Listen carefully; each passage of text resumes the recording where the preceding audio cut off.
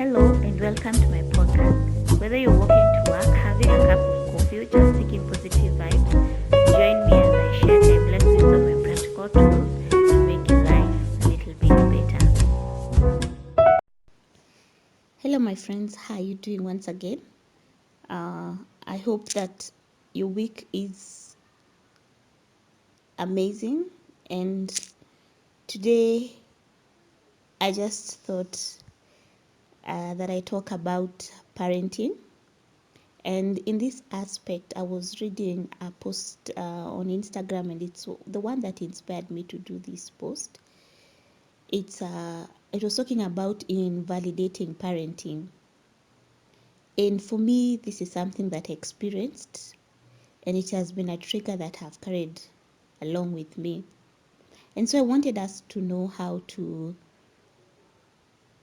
heal from it and write new chapters. So let's talk about the invalidating parenting. And it may sound like, go away, I don't have time for you, you are stupid, that's why you're failing in your exams, you have a bad heart just like your father, you have bad legs, don't wear skirts, and stop complaining, others have worse than you. Things like you being told by your parents, stop crying, man up, or your parents telling you when you are a child you are lazy, you are slow even in getting activities done or tasks done. And sometimes they just could make you feel like they're asking you, why can't you be good enough like your siblings? Sometimes, even right now, when we are big, you can see your parents asking you, when will you ever know how to speak to people well? When will you ever know how to behave well? And invalidating parents or caregivers and relationships also from our partners can leave us feeling like we are not enough, and they leave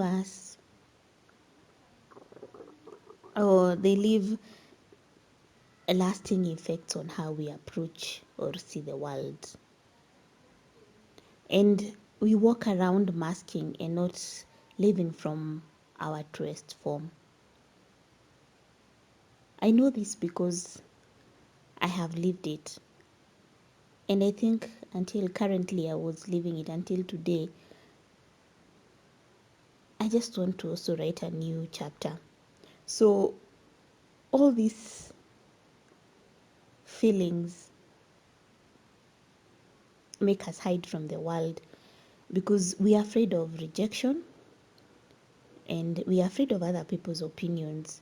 And these opinions are our guide because we don't trust ourselves enough that we are good enough. We try to please people or just compensate to seek validation. But you know what? Luckily, this may just be the start of a new story. We've gone through this in your life. And I want to just give you 2 steps on how you can start writing a new story for you. Number 1, I want you to accept your past. And I'm also telling this to myself. I want to accept my past and tell myself that I had no control over these events. The same way I'm telling you, you had no control over these events. You're being told that you're stupid, you're being told that you're not good enough, you're being told that you need to speak to people well. You had no control over these events because you were a child. And our past is our past. It will never change. And also, you can't control people in how they think. You can only control yourself in how you react. So every time that this trigger comes up, because these people maybe are still in your life, like me, my parents are still in my life, and they can they sometimes utter these words. We just have to remember that our past is our past and we don't have control over them. We just have control over how we react. And then from there, yes, feel bad about it, process the emotion. And if you really don't know what to do, I think I told myself, is just be still. Be still.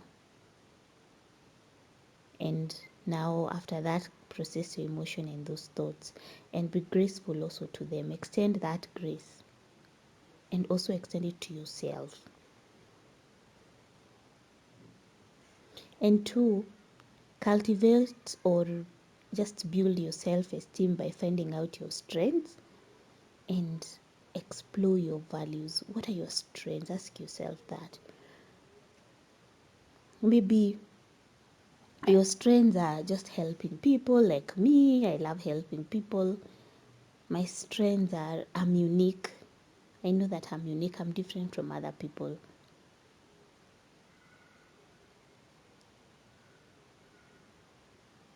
And also just explore your values. Like, what values do you want? Is it, are you a loving person? Are you an honest person? Explore this value. Are you a peaceful person? Explore these values. And from now on, just let these values guide you.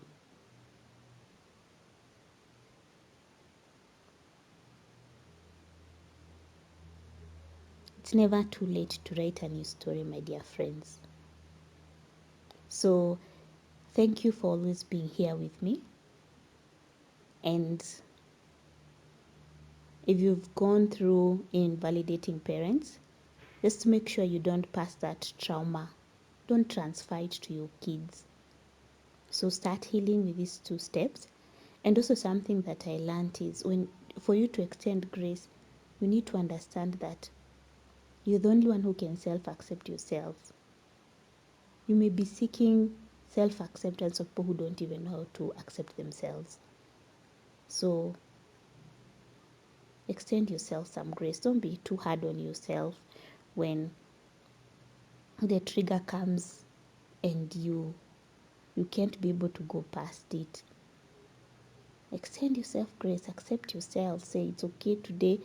Maybe I talked back for being told that by maybe my parents or someone in a relationship that I'm with, that I talked back when they behaved or rejected me. They behaved in a way that they are rejecting me or they rejected you. Just self-accept yourself, forgive yourself. Don't be hard on yourself. But let's start writing new chapters. We are nobody's victims. If anything, life is about editing how you see yourself. Life is about learning and unlearning. And most importantly, life is about loving yourself unconditionally. So if you've gone through invalidating parenthood, process your feelings. And just know that you're not the only one. And accept that your past is your past and you had no control over it. Thank you for always being here. I love you. And sending you my love, my light.